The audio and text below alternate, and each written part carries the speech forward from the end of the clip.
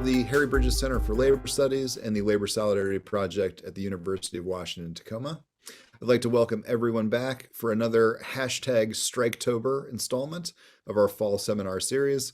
And as I said last week, this feels increasingly like a major moment in American labor history. And, I'm just reading the headlines today. I'm excited and I'm proud about the amount of organizing that's going on and the amount of solidarity we're seeing all around us, from coast to coast. And across industries, American workers are really demanding more of their employers, and they're reminding them in the process just who actually makes the money at the end of the day, right? This, to me, it feels like the beginning of a much larger conversation about how we want to organize society and who really stands to benefit from that organization. And I think really the exciting thing that I hope everybody on this call is beginning to realize is that you all get to participate in that conversation. You have not only do you have a stake in the game, but you have a voice, right? But as we all know, in order to be heard, we need to leverage the power of our collective voice, right? The power that comes from making that transition from me to we, right? And recognizing that there's a real strength in solidarity. And I think, our guest tonight has devoted her career to helping colleagues find their voices and realize, the real power that comes from working together. So I'm super excited to introduce Dr. Helena Worthen, who is a novelist, a union activist, and a retired contingent faculty member. She's the award-winning author of What Did You Learn at Work Today? The Forbidden Lessons of Labor Education, which was awarded the 2014 Best Book Award from the United Association of Labor Education. She's actually here with us tonight to share and discuss her most recent work, which is titled Power Despite Precarity, Strategies for the Contingent Faculty Movement in Higher Ed, which was published just this year by Pluto Press and was co-authored by Joe Barry. And just, some general thoughts from my own perspective as a faculty member in higher ed. I think, across the nation, institutions of higher education are engaged in, I think, what has been a decades-long race to the bottom. And, as budgets are slashed, faculty across ranks are expected to do more with less. And students, despite the surging costs of tuition, are receiving increasingly smaller returns on their investment. And I think, power despite precarity suggests that there's really nothing like natural or inevitable about that trend, right? It can be, it was pushed in one direction, it can be reversed. And I think drawing on the activism of its co-authors, Power Despite Precarity really does an excellent job of surveying the state of organizing in higher education and really suggesting that, working together is the only path toward a more just and a more equitable future. So please join me in giving Dr. Helena Worthen a round of digital applause. Welcome to our seminar series. This is a topic we were talking before that, that hits really close to home for me personally. And I think, working with students over the years, people often don't see higher education as a site of labor exploitation.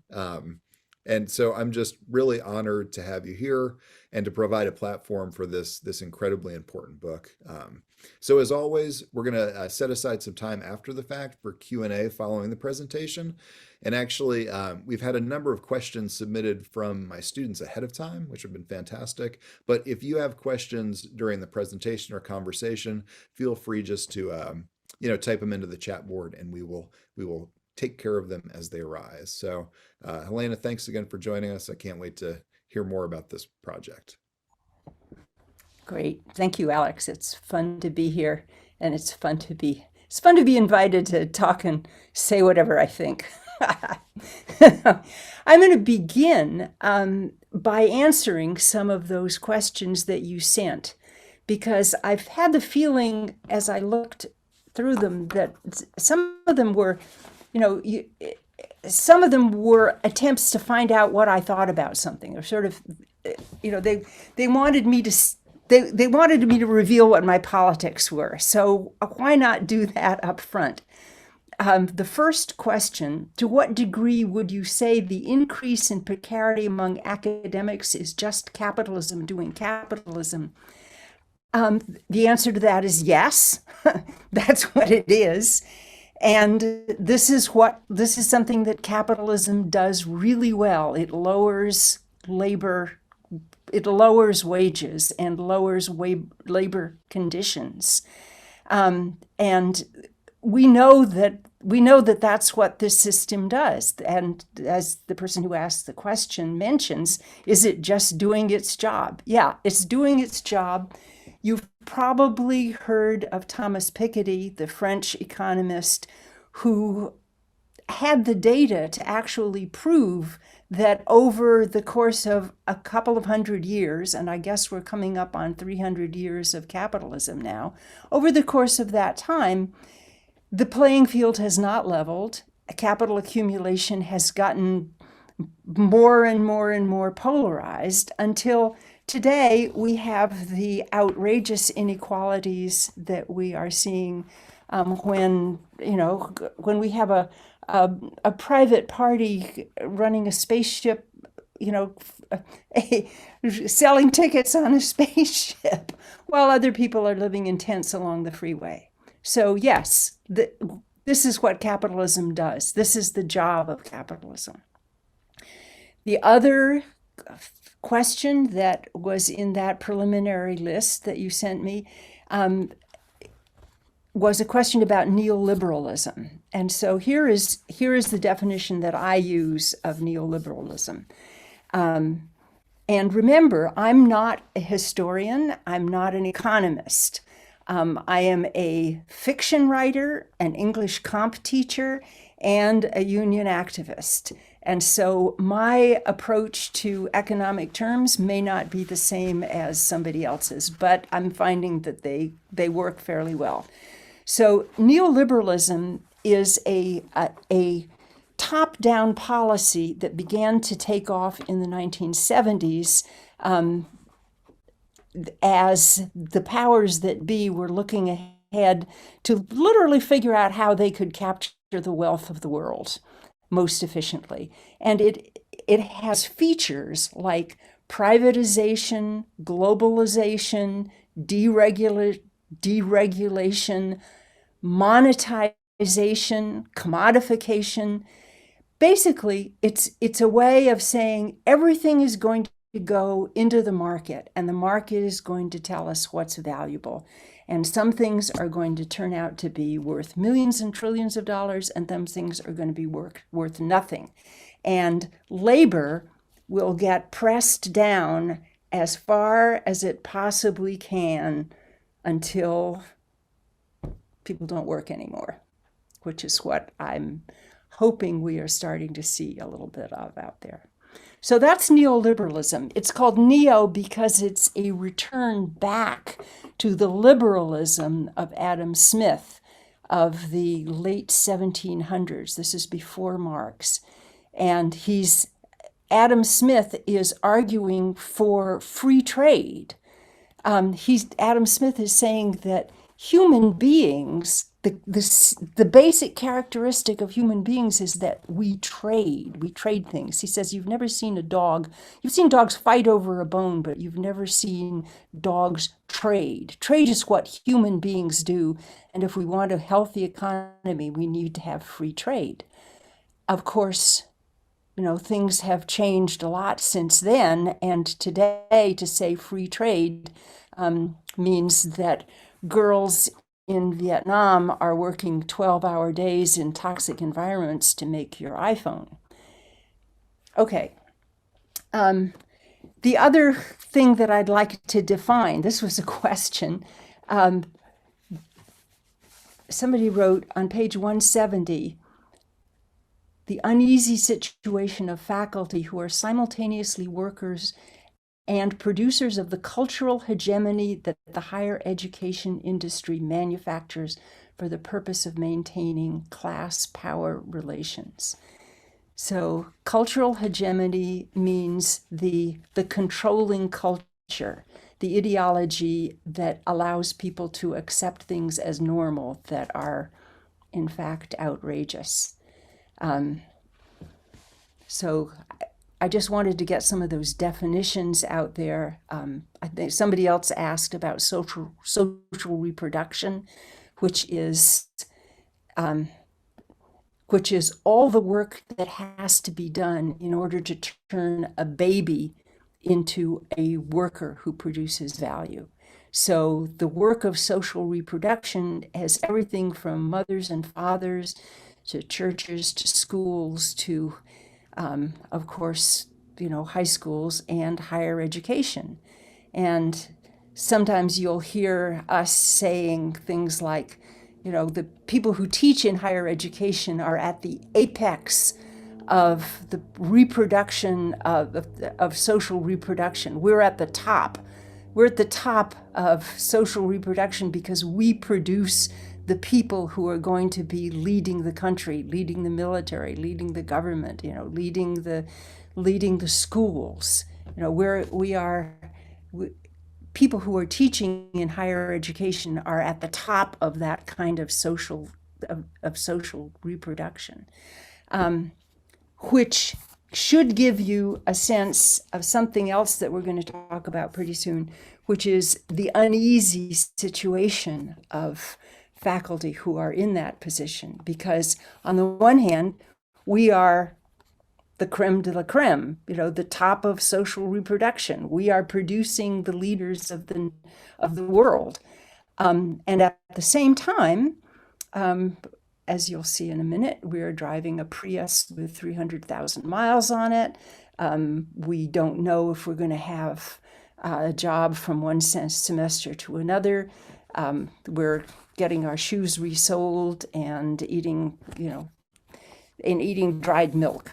So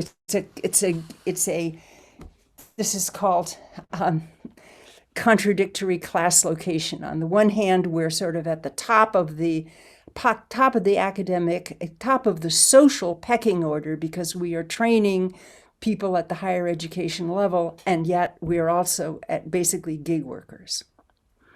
Okay, so that I wanted to clear those things out of the way at the very beginning. And now I'm going to share my screen and begin my PowerPoint.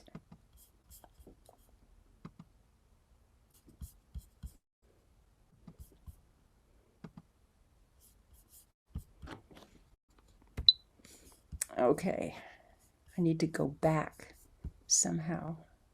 Casey? Yes. What are you looking to do?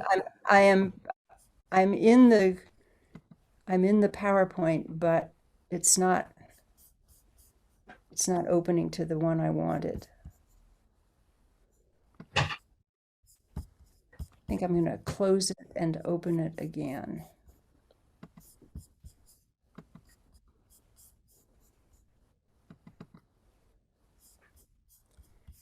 Okay.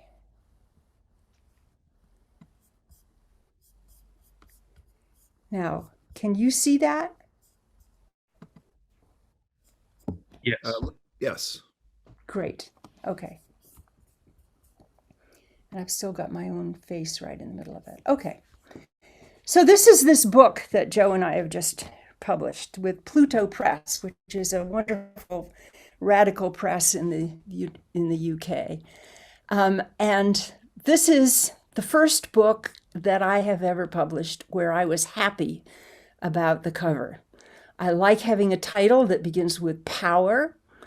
I like the institution that, whether it's a college or a university or whatever, it is bouncing along on one corner because it has been disrupted in some way.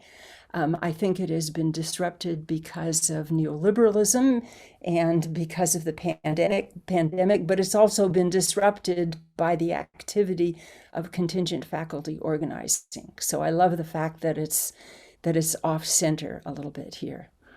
I also really like the color, the light blue sky color of the writing, because we have in the book a section called the Blue Sky Vision. both Joe and I have done a whole lot of work with individual faculty contracts and contracts for other kinds of work as well. And we sat back and asked, what do contingent faculty actually need in order to do our job right? What are the conditions under which we can work and do the job that is really necessary in these days of global warming and urgent crisis? And we call that the blue sky vision. There's 2 chapters about that. So I am particularly happy that the artist who designed this chose that for the color, for the cover. The word precarity is a new word. Sometimes we've showed this book to people and they say, precarity, I don't know what that is. And then we say, well, gig workers, like a Lyft driver and an Uber driver. And then they understand. And so we need to thank the people who suffer through gig work, whether they're delivering pizza or driving people around, for their having fought their conditions and for popularizing that word so that we can explain the ways in which contingent faculty are also gig workers.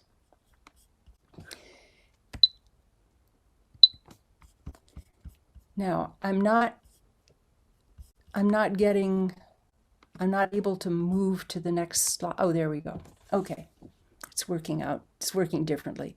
Another one of the questions that got sent to me in advance of this presentation was, how do you hang in there for 40 years? I think that's a good question. It's definitely not a campaign by campaign type commitment. I will give some reasons for that, but I would say that there are 2 big reasons. One is the social relationships that you build while you are doing organizing and advocacy about something that you believe in. You make friends, and you make friends almost like soldiers on the battlefield. You eating with them, and you make friends with them, and you build trust. You build sort of life and death trust. If somebody says they're going to do something, you count on them to do it, and count on them to behave properly and get back to you and say that they've done it. So you build these relationships, sometimes at a great distance, sometimes people whom you might only see once a year, but you build these relationships that are unique, that are not the same as family relationships or work relationships. They're relationships of solidarity. That's a word that the Australian Marxist Andy Blunden uses as a broad word for a kind of morality. It's a relationship of solidarity. And just for the fun of it, I put in this photograph. This is me and Joe Barry. And this is in about 1991, when we were not what they called an item at that time, but we were both involved in the organizing around the Bay Area. He had a staff job at Community College of San Mateo, the union there. And I was driving all over the place, teaching in different places. But I had become active in my union, Local 1603 at Peralta, and I was doing a newsletter there. And there was a community college up in Sacramento where the part-timers had organized, and they called for unions to come in and put on a beauty pageant so they could decide which one to affiliate with. And so 3 unions came, the AFT with CFT, which is part of what we were involved in, and the Independents, and then I think the other one was the NEA, but I could be wrong about that. And I forget what their actual acronym was. At any rate, we were the only group that actually sent real part-timers. Everybody, the other 2 people sent old, pardon my French, white guys who were staffers and who basically promised them the moon. we will get you this, we will get you that, we will get you this. And we just looked at them and said, that's not how it happens. The union doesn't get you anything, you get it. And the union, if it does its business right, helps as much as it possibly can. So anyway, they did choose the CFT. But here's Joe and me. This is 40 years ago. And of course, now we have been partners in a lot of wonderful organizing opportunities. And we've done an awful lot of writing together, too. I said that there were two things that hold people together in a 40-year fight. And the second thing is rage. You see the injustices that go on when people who are trying to do a good job get screwed, get laid off, get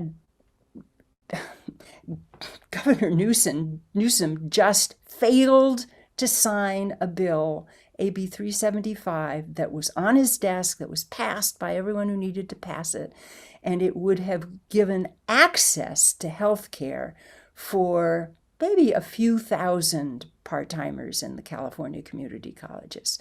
Access to health care, and he vetoed it. And that's just, I mean, that's just the tip of the iceberg. But you see the cascade of vulnerabilities getting set up over time, and you see how somebody who is vulnerable in this way managed to escape falling down that time, but then they're going to get hit again. Their car is going to break down. They're not going to be able to pay the rent. They're going to get some kind of illness that actually can't be treated with tea and massage, and it's going to kill them. I have had a number of contingent faculty friends who have actually died from the combination of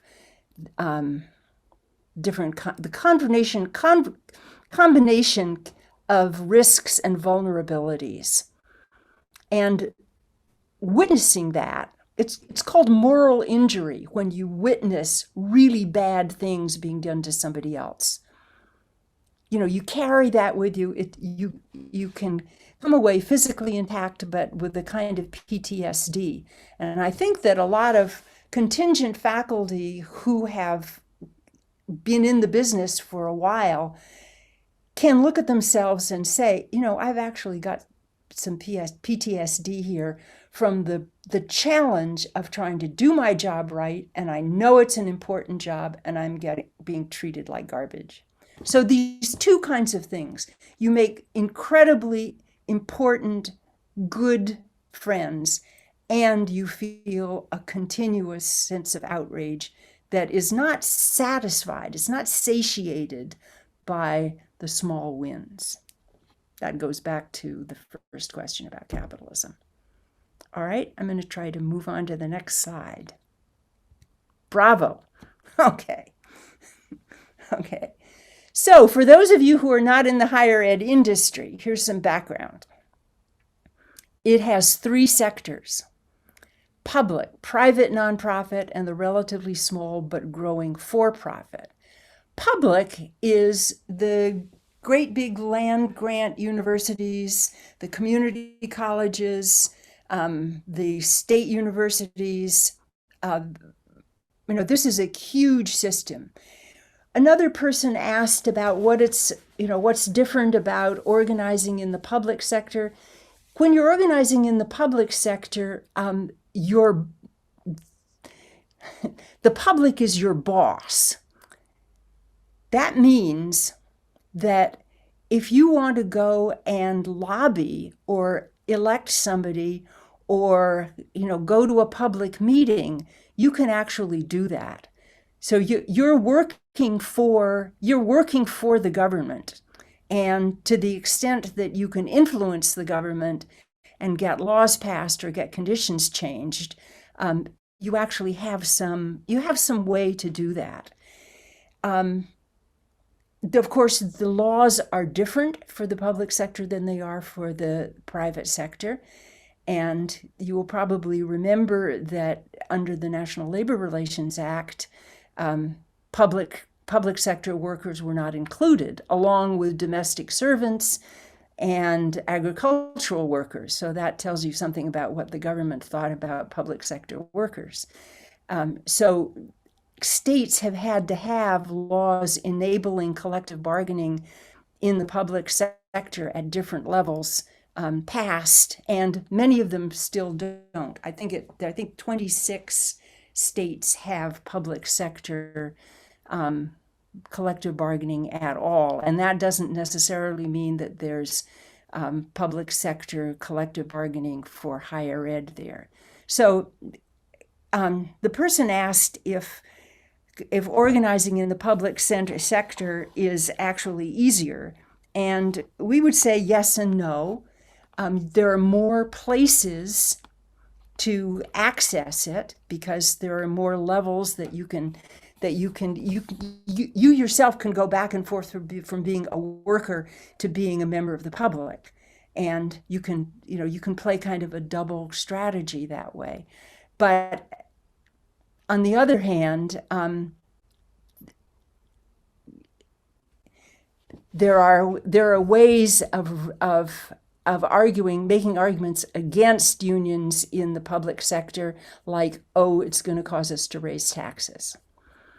The private nonprofit, this is the second sector, is things like, Harvard and Yale and Middlebury, Swarthmore, Mills College out here that just got eaten by Northeastern. These are the liberal arts, small and huge nonprofit universities, the Ivies, that when you think about whether they are actually nonprofit or whether that's actually a misnomer, we can talk about that another time. Then there is the relatively small but growing for-profit, which is things like Kaplan and DeVry, and most notoriously Trump University. So those are the three general sectors. In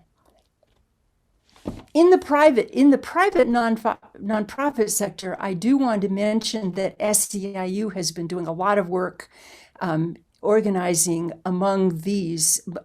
contingents among these, because it became clear that the yeshiva decision, which said that faculty were management, clearly, and therefore couldn't have collective bargaining, obviously could not apply to contingent faculty, which freed up a whole new terrain of organizing. And so SEIU has been doing a lot of organizing in the private nonprofit. Whether that's easier or not, none of it's easy. Let's not call any of it easy. All three of these are profit-seeking industries. This is something that is a feature of neoliberalism, and in which everything gets thrown into the fire. Everything gets put on the market. And higher ed has accumulated over the generations a tremendous amount of unmonetized value, reputation, resources, and it's now become an armature, like for a sculpture. How you build a metal armature and then put things onto that and make a sculpture. It's become an armature for all these other profit-seeking industries, from software to publishing and athletics and student debt, which is the one that has probably received the most publicity and caused the most outrage.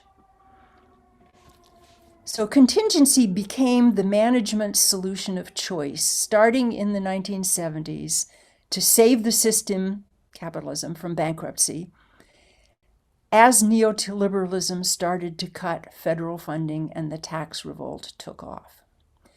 So on the next slide, I will talk a little bit about why it became the management solution of choice starting in the 1970s.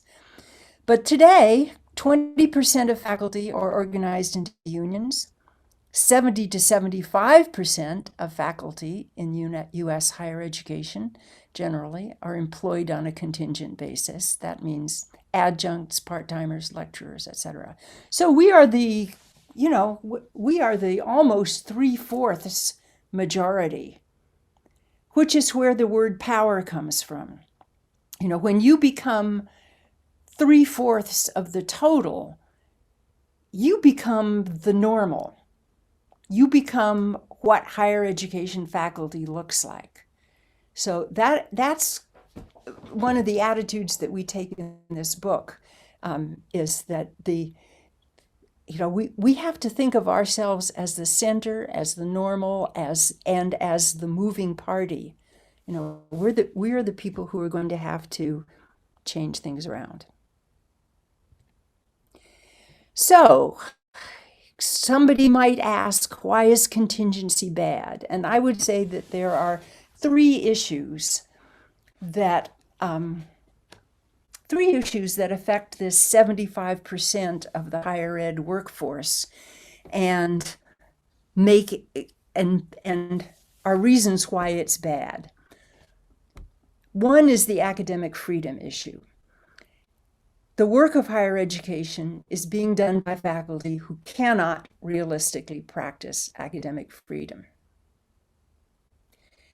And that's because of low wages and insecure status. This is despite our rising global crisis. Things like teaching about evolution, Palestine, that's the hot one, that's the hottest one, critical race theory, climate change, socialism, etc., can get you fired.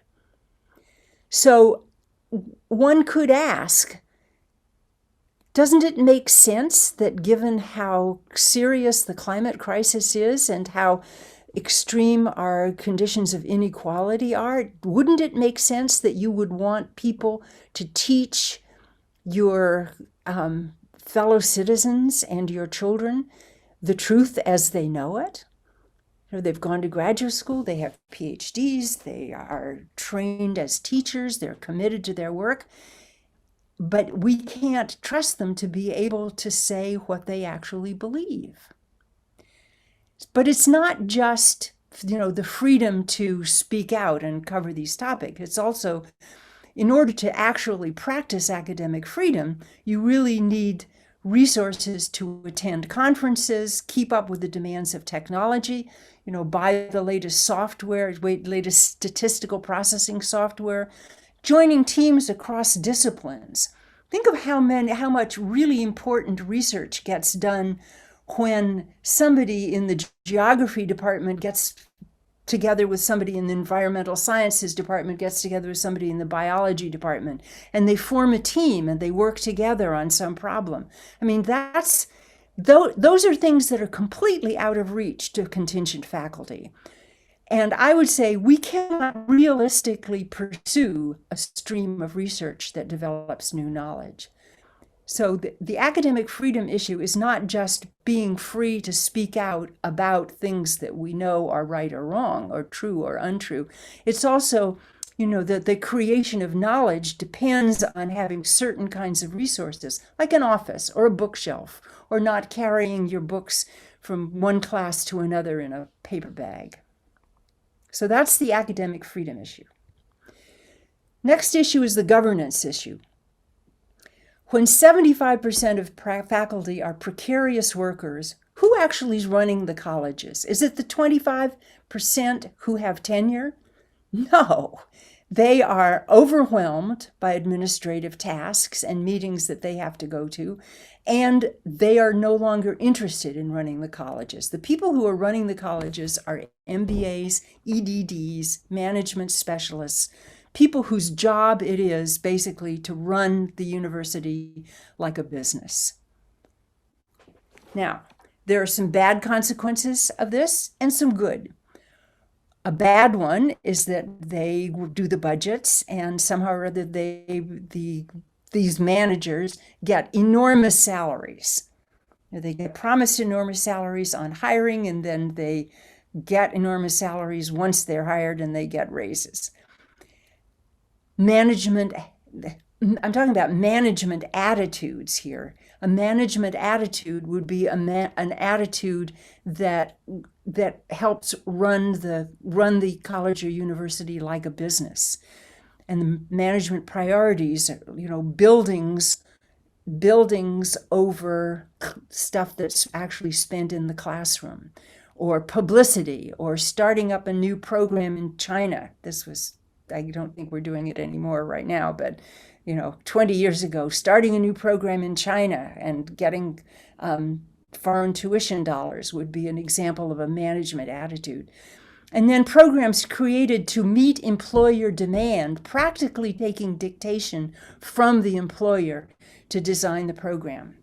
And conversely, placing a very low value on public service programs like ESL, things for senior citizens, veterans affairs, things for the disabled, ethnic studies.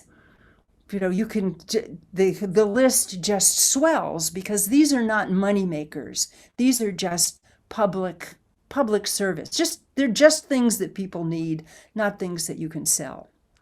Now, this is tricky. I'm going to say that there are a couple of good consequences that follow from the management priorities and the management attitude and culture of colleges and universities these days. One is that the faculty starts to wake up, and this includes the full-time faculty, the tenure-track faculty, as well as the contingents. The contingents have known this all along, but the tenure-track faculty are also sort of beginning to get it, that they are no longer in the institution that they thought they were joining up. And this provides a basis of power and a possibility of an alliance. I know some people are really going to disagree with me on this, but it's the possibility of alliance between contingents and tenure line faculty. John Hess, who was our main informant when we were talking about the California Faculty Association organizing in the California State University system, John Hess describes one time when they were trying to reinvigorate the lecturers who were the contingents in the CSU system. They were trying to reinvigorate the lecturers, and they began having organizing classes. And he brought in the Ruckus Society. The Ruckus Society, those are the people who dropped the banners at the World Trade Association, WTO, World Trade Organization in Seattle in 1999. And he brings in the Ruckus Society to teach them direct action. And the tenure track faculty started showing up at the meetings, and sitting in the back, not talking, treating it respectfully, but showing up at the meetings and trying to learn something. And John Hess turned around and he looked at them, and he suddenly thought, they are here to learn. We have something to teach them. We, the contingents, have something to teach them. They are no longer the big brothers and sisters of the academy who are going to show us how to get tenure. We are going to show them how to recapture the university. And he called this the end of the tenured gaze. Like the end of the male gaze, the end of the tenured gaze, the end of the contingent faculty person walking down the hall and feeling that every single tenured person who's coming down the hall, walking towards her, is somehow her boss. So that's the second issue, why contingency is bad. And here is the third one. This is the human issue. This is the one you hear about. This is the one people write novels about. A lot of contingent faculty novels coming out. I've done some of this myself. And it conveys the situation, often called the plight, which is a word I really hate because it's pathetic. And which is, why we've got the word power at the beginning of the book. We're not pathetic. This is not a plight situation.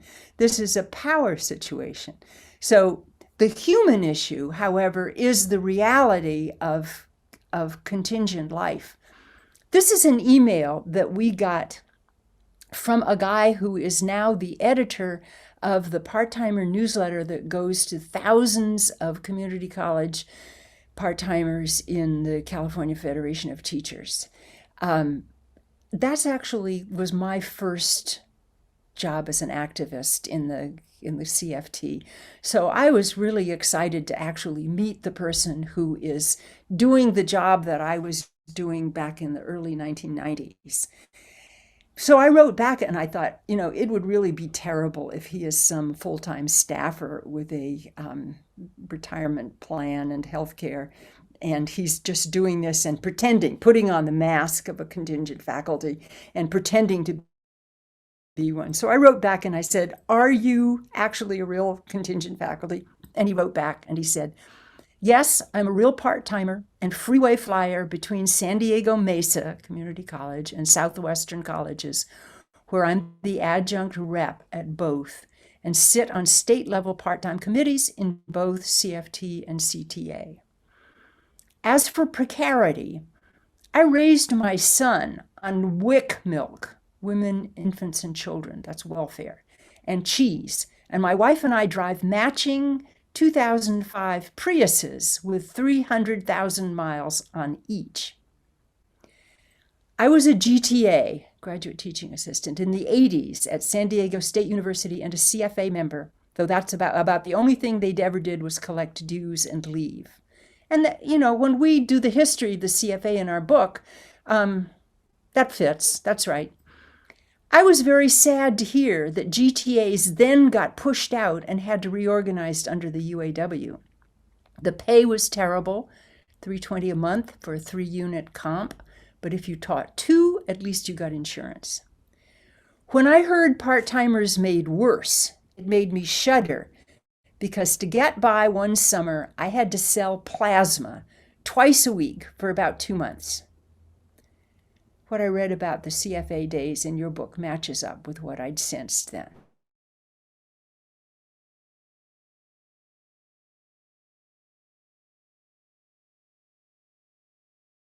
Academic freedom issue, the governance issue, and the human issue.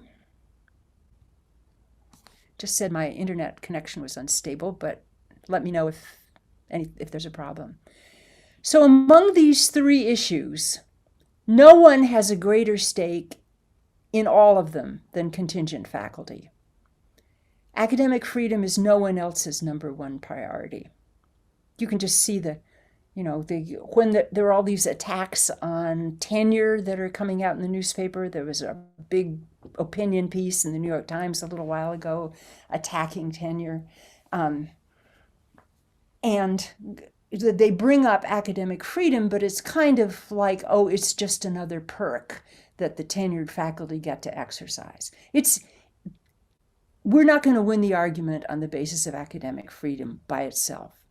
Good governance is no one else's number 1 priority. I mean, that's something that really only people who are working in higher ed understand and know is important.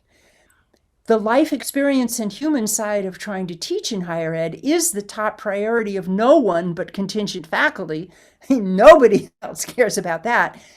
And it subsumes the other 2. However, we have a life or death stake in all 3 of these, which, now that we are the majority of the people working in higher ed, we have to be the moving party on all 3 of these, because nobody is going to do it but us. And this explains why these arguments fail, and it suggests what arguments are effective. By that, I actually mean what is effective is the credible threat of disruption, which is what the CFA did. It built and built and built, and they did direct action training, and they created a credible threat of destruction, and that is how they got that contract that is now regarded as probably the best contract for contingent faculty in the United States. Some people would say, people will argue details about maybe CUNY, the PSC at CUNY, or maybe City College of San Francisco, the AFT 2121 has things in it that nobody else has. But basically, CFA has the best contract for contingent faculty in the US. Okay, now it's 6:47. How are we doing, Alec? Oh, we're great. This is fantastic. I'd like to hear more about the book too. Okay, well, luckily, that's the next slide. Okay, so the next slide is, the book has 6 parts. Here's the book. And the first 4 chapters are a case study that go from the 1960s to the present about the lecturers who are contingents in the CSU system, the 23 campus system that employs about 28,000 faculty. So the first 4 chapters are this long case study. Then there's 1 chapter, compressed history of 4 major transitions in US higher education. These are called standardization. That was Andrew Carnegie's gift to higher education, so that a degree from one college could mean the same thing more or less as a degree from another college. The next one is expansion, which, think about World War II and the GI Bill and how that brought in an enormous number of working class students into higher education. It had a kink in it, which was that they would pay your way plus a stipend and housing to any college you could get accepted at. However, if you were Black or Jewish, there were some colleges you couldn't get accepted at. So, the GI Bill is a wonderful thing, but we need to flag it as shaping the professoriate of the next generation in a racist way. The third transition is what we call the movement. This is the 1960s, when the children of World War II, these people like me were born right around the end of the war, are coming into college and going to graduate school, and there's a whole new demographic is entering, with a whole lot of new first generation college applicants, people applying to college. In fact, there was such a flood of people into higher education at that time that during the late 60s, there were some years when a new community college was being opened every single week to accommodate this flood of people. And these people brought a different culture into higher ed. They brought ethnic minorities. There were the Black student organizations. There were leftist student organizations.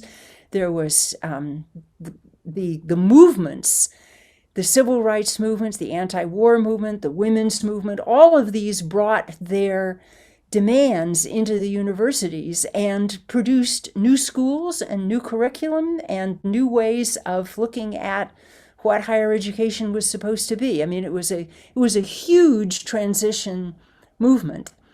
And it's the kind of transition that we are going to need to do again, this fifth transition.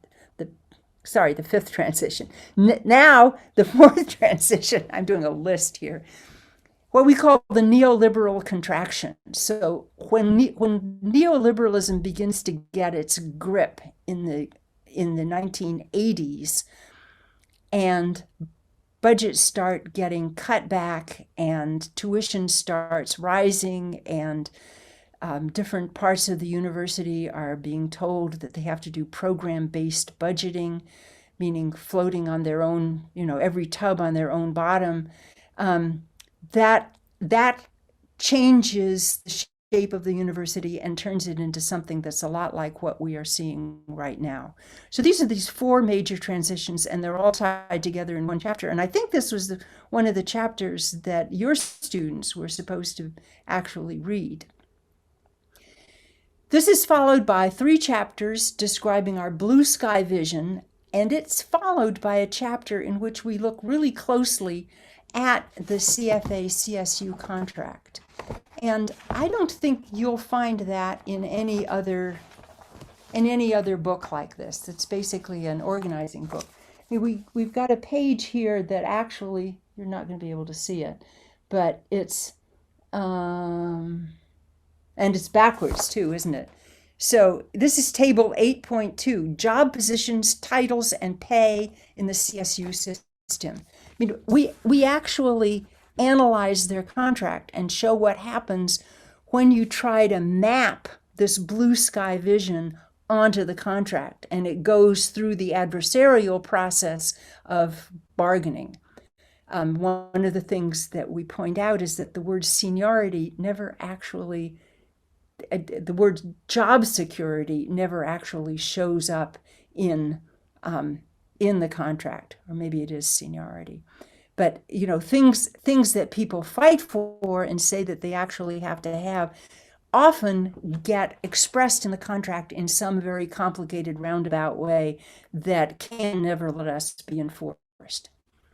Then we have 3 chapters on the difficulties of thinking strategically and a report on the movement up till the end of 2020. That was when we pretty much finished the book.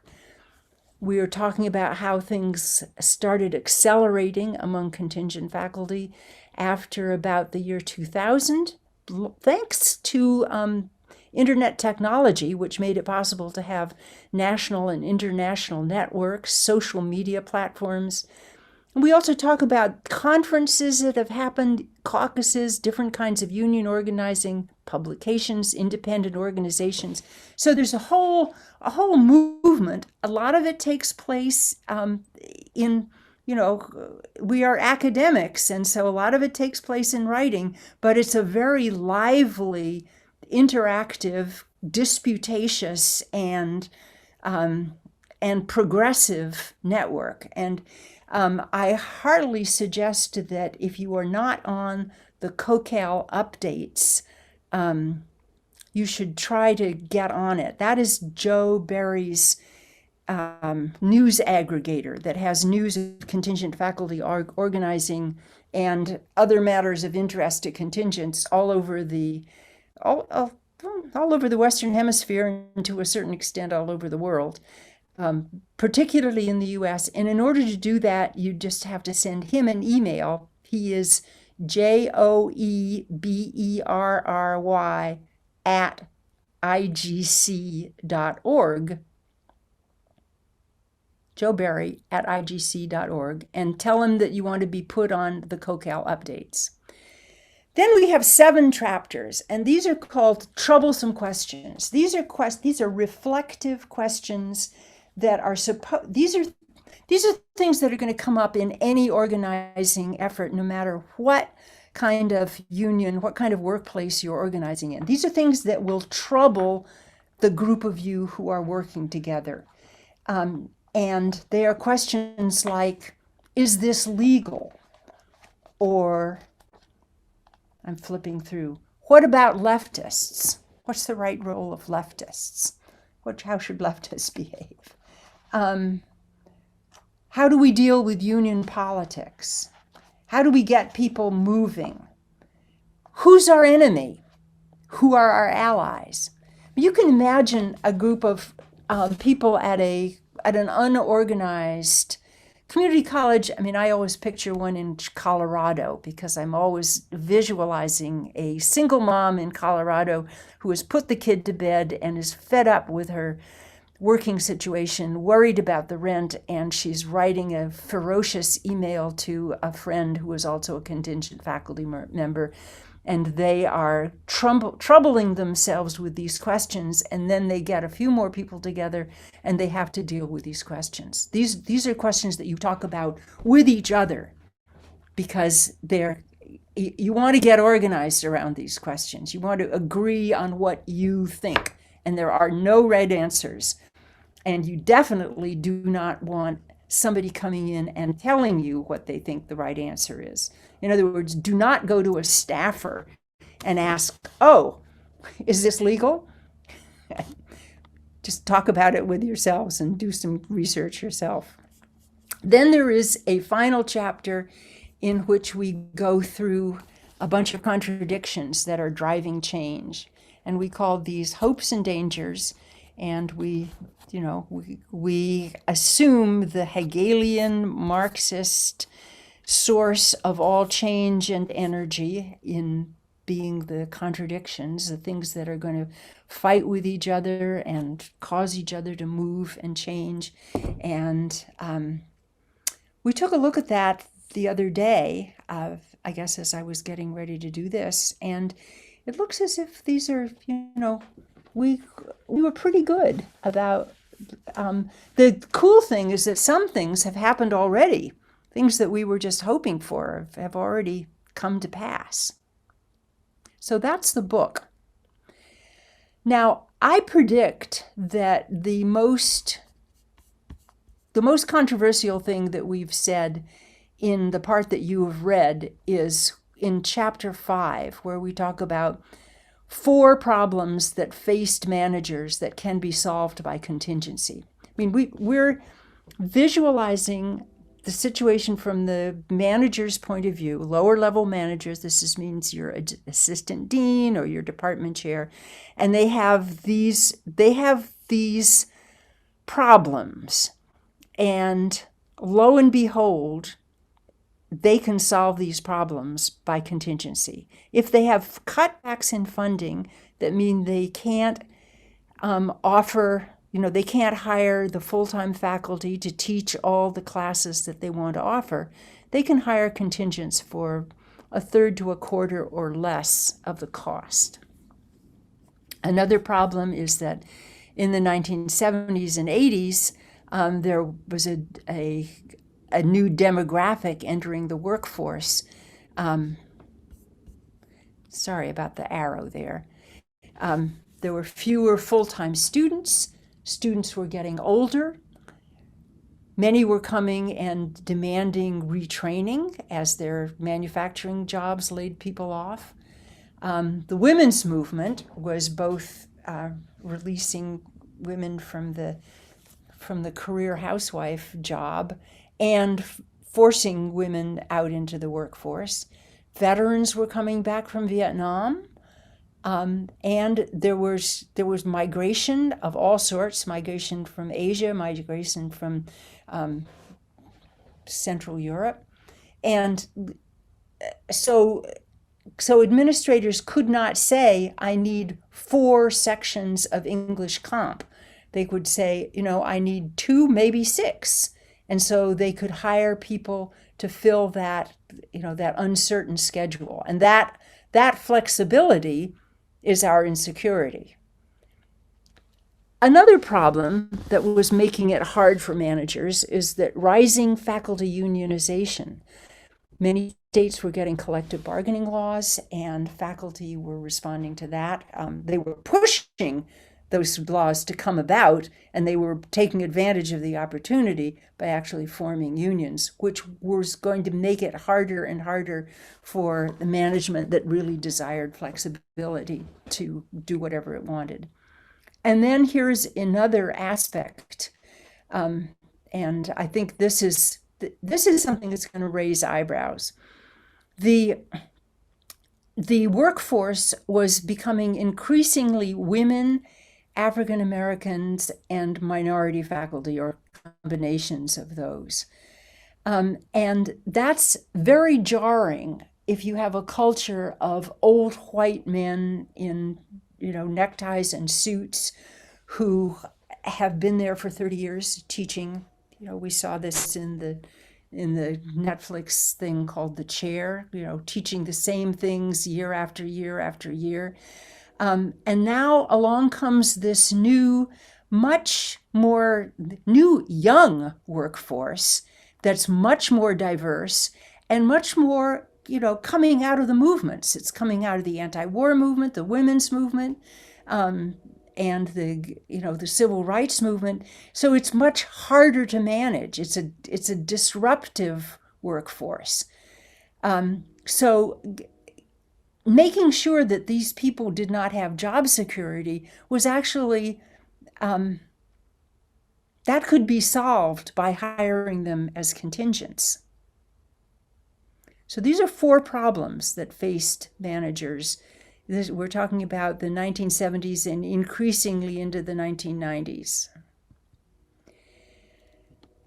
But I just wanted to point out, and this is labor history that a lot of you will probably know. Whoops. Okay. That what looked like just unpredictable enrollment patterns from the point of view of managers is actually people responding to neoliberalism. You know, if you think of neoliberalism as the overarching economic policy that is bit by bit chilling and narrowing the economy, calming things down and pushing everything out into the market. What did that do to actual people? Women were going to work because they needed a second income. People started using more credit card debt, you know, first for the big splurges and then for basic needs. I don't know if anybody on this call remembers when banks would just send out credit cards to students, to everybody without any guarantee that they actually had, the money to pay for it. But people began using credit cards for groceries and not paying it off at the end of the month. So they're beginning to accumulate debt. And workers who do have jobs that pay overtime were beginning to use more and more overtime to generate more income.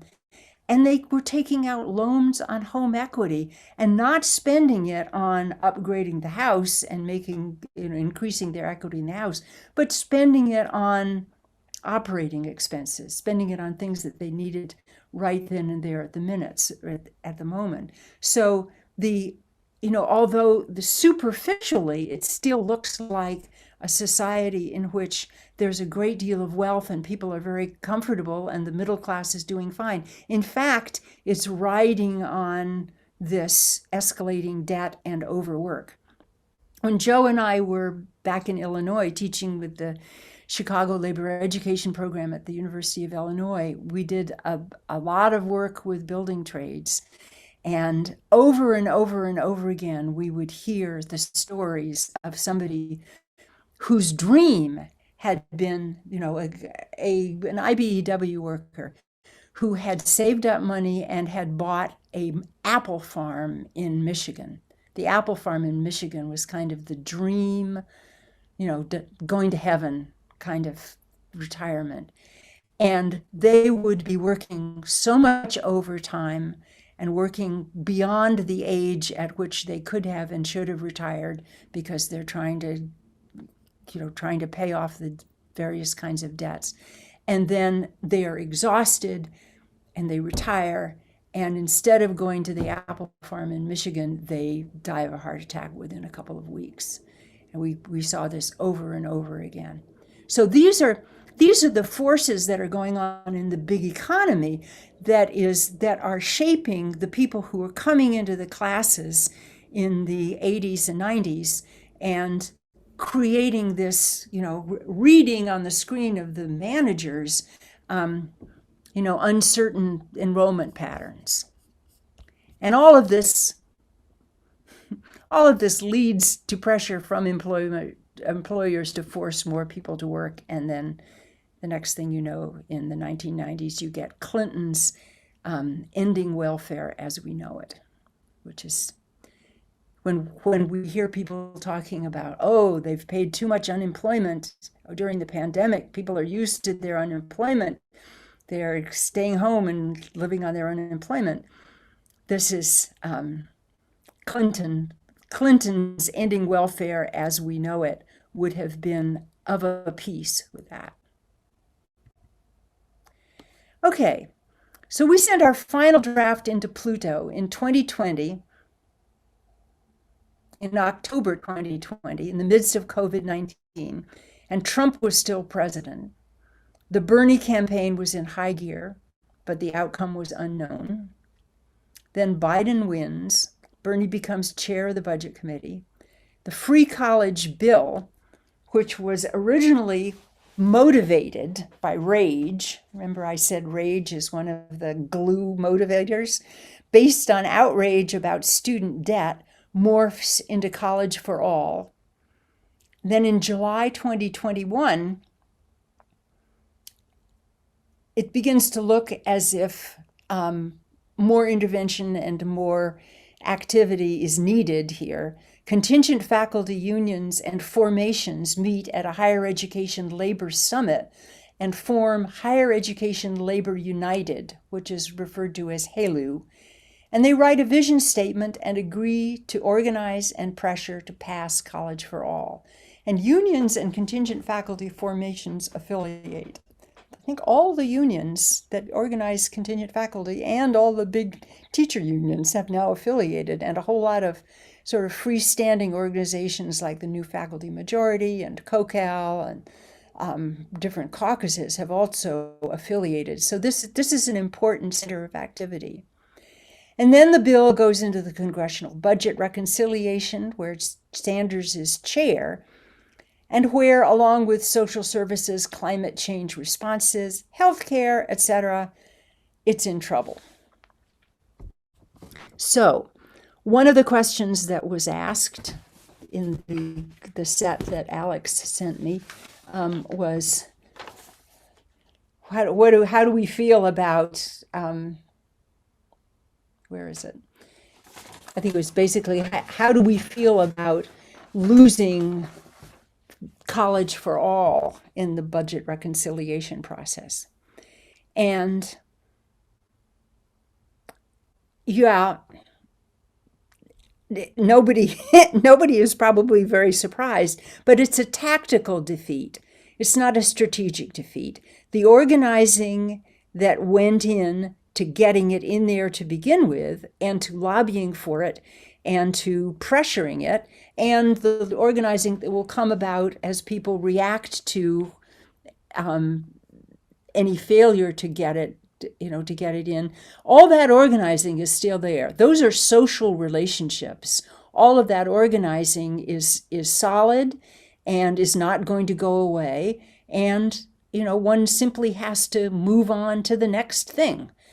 And the people who are involved in this are active enough right now so that I don't have any worries about whether there's going to be a next thing or not.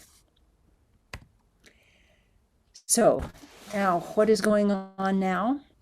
Up till now, we talk about in our book, we talk about two main strategies that have been used. There's a whole section about the difficulty of thinking strategically, and it is really hard to think strategically.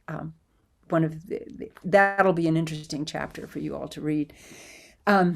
Two of the strategies that contingents have used is one is the metro strategy, which is trying to organize a whole workforce, a whole contingent workforce. So, for example, I think is it SEIU Local 500 in Washington, D.C., that organized contingents at, I think it's George Washington, and then began organizing around the metro area, so that the idea is to organize not just one particular institution of higher education, but to organize the whole commute area, so that if I'm teaching in Berkeley and in Oakland and up in Sonoma,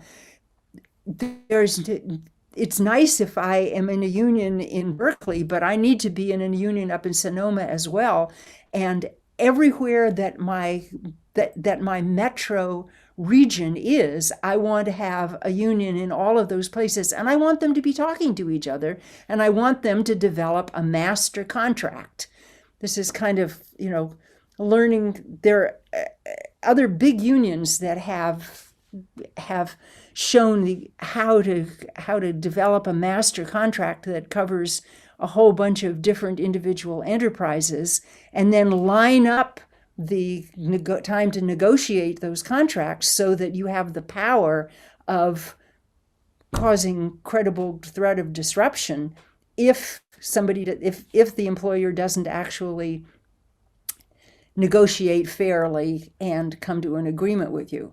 So this is the dream of the metro strategy, is to organize a whole metro area and develop an overarching contingent faculty contract for anyone who works in any one of those locations. So far, this has not happened. And Zoom may create a problem for the definition of what exactly is your metro. But it is being attempted. Another strategy is the inside-outside strategy. This is a kind of a default common sense strategy. And it basically says, if you are part of an overarching organization and you and people like you are weak within that organization, you need to get yourself together and organize yourselves in that organization, possibly even take your organizing outside that organization, and make allies outside it. But you need to be a thorn in the side or a stone in the shoe of that organization in a way that you and people like you, people in your work situation, can agree on. So that means, forming a caucus, or, just having quiet meetings off to the side. And during this, we call it the inside-outside strategy, which some of you will recognize from Gramsci. During this, you will probably want to look at the troublesome questions that we write about, because these are questions that you will have to develop consensus among yourselves on. And then once you have the strength of yourself as a group, you can go back to the overarching organization and exert some leverage.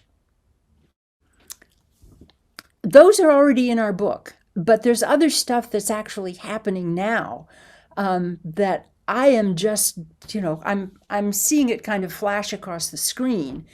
And for example, and also I read about it in Joe's CoCal updates, there are non-majority unions being organized across the South by CWA. That should not be CWI, it should be CWA. In Arizona and Texas and Tennessee. The PSC at CUNY is a semi-industrial union. It includes a lot of staff. One of the things that HALU was arguing for in College for All is that the improved working conditions are not just for faculty. They also include the custodial and clerical staff and contract staff. So, we're talking about an industrial union across a higher education institution. And I've just learned that there's community-based organizing combined with industrial organizing done with the steelworkers in Pittsburgh. Robin Sowards, who's an organizer there, is describing some of it. And then overall, there is this kind of really interesting phenomenon. Some of you may have noticed an article by Robert Reich, who was the Secretary of Labor under Clinton. And the name of the article was, "Are we having a general strike? Is this a general strike?" And people are saying, that workers don't want to go back to bad jobs. It's officially called a labor shortage, but, what is a labor shortage if not a refusal of people to work at that price? So that pretty much wraps it up for what I want to say. So Alex, tell us what's going on. Excellent. Well, before I do that, just everybody, please join me in thanking Helena for this presentation, for this work. The book, that was an excellent sort of preview of everything you cover in the book, but there's a lot more going on there. This is, we were talking beforehand, for me, it's an activist memoir. It's a history. I feel like, that sort of framed the way you frame it. That sort of just-in-time scheduling seems like it came to academia long before it arrived, really in any other industry. And I think too the identification of like, that very convenient timing of like the shift toward increased precarity just happening to coincide with the diversification of the workforce. Like that seems a little too convenient, right? And that's actually, we have Lane Wyndham's going to join us later this quarter to talk about her work in organizing in the 70s. And that's, basically the not the gist of her argument, but yeah, there's a clear connection there, right? And I think that this too, it's very much a how-to in terms of like how to get organized. It reminds me, I told you of that Secrets of a Successful Organizer book. Like these are kind of the steps you need to take. These are the questions you need to ask. And I think, your presentation did an excellent job of kind of just talking about, this sort of this kind of realization that needs to occur within the profession of both kind of who we are as faculty members, who our colleagues are. And I think there was actually just a question posed in the chat that kind of got toward this, about kind of maybe pathways from, adjunct or contract work toward tenure track. And I think, like for me personally, as somebody who is, a lecturer, I love that idea of the end of the tenured gaze, and Yeah. having adjunct before, like there were times where I felt like lucky if I even got a gaze, like, or I feel like, I felt so invisible sometimes. And like, this idea of kind of unifying faculty across ranks seems like such a heavy lift. And it's such like a convenient ploy by management to sort of pit different factions of this profession against one another, right? So I guess like my question is, how do we get on, how do we get everyone on the same page, and then how do we deal with laws that prevent establishing bargaining units that even allow us to do that? I mean, where do we even begin? Where should I begin? Are you actually asking me that question like you want an answer? Is No, it? you're not. That It's incredibly challenging, which is why I admire the book so much and the work, because it's clearly, after 30 years of organizing and still managing to maintain a sort of an optimistic, like your reading of the budget reconciliation processes, it makes sense, but I'm just so disillusioned at this point that I get frustrated. But I feel like this book actually gives readers cause to be kind of optimistic. And I think you're right that those, the structures that have been put in place that allowed that legislation to even get where it got, those don't disappear. And maybe those sort of foster the kind of rage that you read. I mean, rage is a really motivating force, right? And I think we have a lot to be enraged about. But I know I am curious, I guess, all of this long monologue here, I apologize. The real question would be just like, how do you approach kind of bringing the faculty together to say that, that our adjuncts, our lecturers, our tenure track, we're sort of all in the same boat, and our jobs are only as secure as the least secure member of the faculty.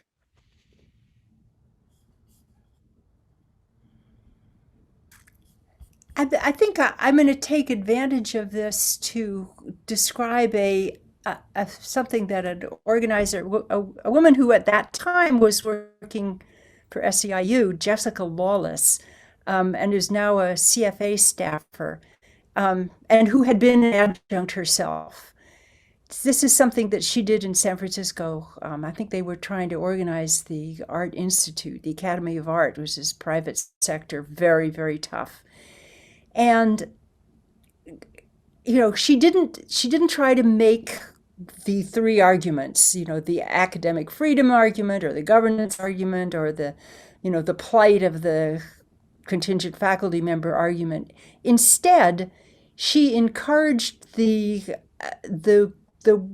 people, the contingents, the workforce, to get together and have a festival of the arts of their own work and cooperate. I mean, you can sort of, as an organizer, you can imagine what some of the spin-offs of this were. I mean, not only did it produce a whole weekend of performance art and sculpture and, poetry and, sort of strange cooking and dancing and bizarre sculptures down in a rather rundown building in the Mission District. So it was an event. It was a San Francisco art event in itself.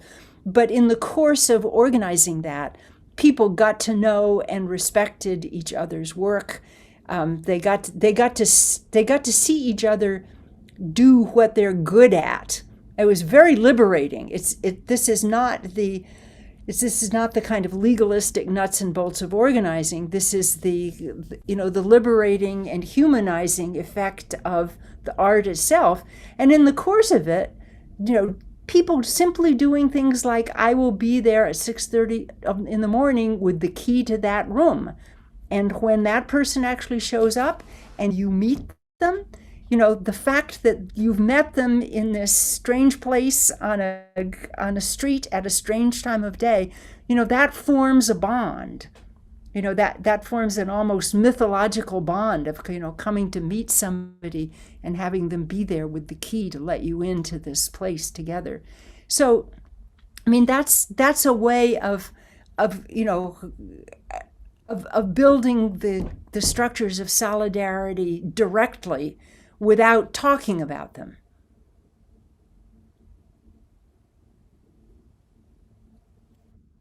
Thanks. And the profession by its very nature is very atomizing, it feels like. And I feel like, having those opportunities to actually come together, because we're in our classrooms by ourselves, right? A lot of our scholarship occurs parked in front of a laptop by ourselves or surrounded by books. But and it seems like at least institutions I've worked at have almost been organized in a way to prevent the sort of precariat of the campus from really even engaging with full-time faculty. For sure. Like you said, I mean, God forbid you have an office, a phone, like a place to put your books, like these things. I mean, our non-tenure track faculty committee like fights for these things regularly, and it's just, I mean, these aren't big asks, right? And in fact, I mean, these positively impact students, and I feel like that there was a question earlier in the chat about just kind of the difference between K through 12 organizing and organizing in higher ed, kind of garnering public support, and it does seem like it's a different conversation, but I feel like when it's done successfully, it centers the student experience, the working conditions or learning conditions, and ultimately at the end of the day, by shortchanging our faculty, we're shortchanging our students. Do you feel like is that an argument that tends to work at the university level? No. And it's common sense. It's like, don't pick up cigarettes off the ground and eat them. Don't mess with the working conditions of the people that you are trusting to build society. Don't make it so I can't do my job. It's like nurses saying, how many patients do you really want me to take care of at once in the ICU? Really? But we're up against something really big, which is, as the first question that I read at the very beginning, we're up against rampant, raging capitalism that doesn't care about what happens to most people. And so we have to go to it at the root, which is I'm looking at the time, and I think I've only got 4 minutes here, and I would like to say something in favor of labor education programs. Please do. We can end with that. That would be great. Okay, what are you going to do with all these questions and comments? Do I ever get to see them? The in the chat board, or Yeah, can you print them out or something, or save them and let me see them? I'm sure I could. I'm sure Casey can figure it out. Okay, that would be great because I want to capture this. These are, these are people's reactions, and I want to hang on to them. Sure. Yeah. Okay, Casey gave us a thumbs up, so we should be able to capture those. great. Okay, um, there are probably 40 labor education programs in the country. And these are university based, often community college based. And there are a couple of them that are private or based at private universities. But th- these are, these, if you think faculty are under attack in things like French or history, just imagine what labor education programs are trying to survive. And all of I did a study in about 2014 of the status of labor education programs, which is up on the internet at UALE, the United Association for Labor Education. And the phrase that described the situation of many labor ed programs is death by 1,000 cuts, as they are being, for good reason, squeezed out of the neoliberal university. You can imagine that the neoliberal university that wants to make money and provide workers for employers, employer-ready workers, is not going to be thrilled to have people actually learning about labor education. And labor education programs have one particular advantage to just having a union labor education program. And most good unions have good, substantial labor ed programs. But if you send somebody to a university or college-based labor education program, they're going to be in there with a lot of other workers. You're going to have bus drivers and nurses and school teachers and professors and home care workers and crossing guards and cooks and custodians and people who make the beds in hotels. And they're all going to be in the same room together. And what you're going to find out is that they share a body of knowledge that you don't find anywhere else.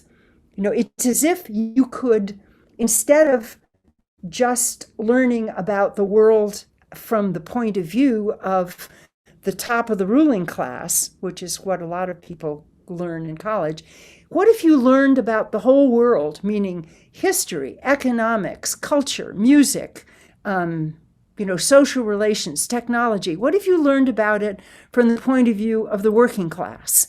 And that's what you get in a labor education program. So I am speaking now to the people in this group who are in unions, and I want you to go back to your union, and I want you to say, please send 12 people every semester to the UW labor education program or whatever other labor education program is near you, and don't blink if you have to pay.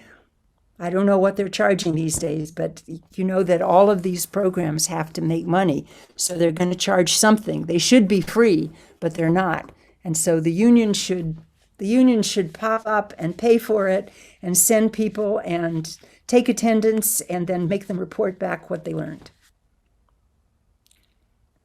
I could not agree more. This seminar is free and open to the public, but I totally agree with what you're saying. It's, I can't tell you how many times teaching labor studies, how many times students have just come to me and been like, I had absolutely no idea about any of this. Like, this is just, the veil has been rent, and yeah, you see the world in an entirely new perspective. So again, I want to thank you so much for joining us tonight and joining this seminar. This one, as I mentioned in the outset, was very, very near and dear to my heart. And I just absolutely, I cannot encourage people enough to go out and pick up this book and read it and get organized and get active. Thank you again, Helena. This was fantastic. And yeah, just really appreciate it. Thank you for having me.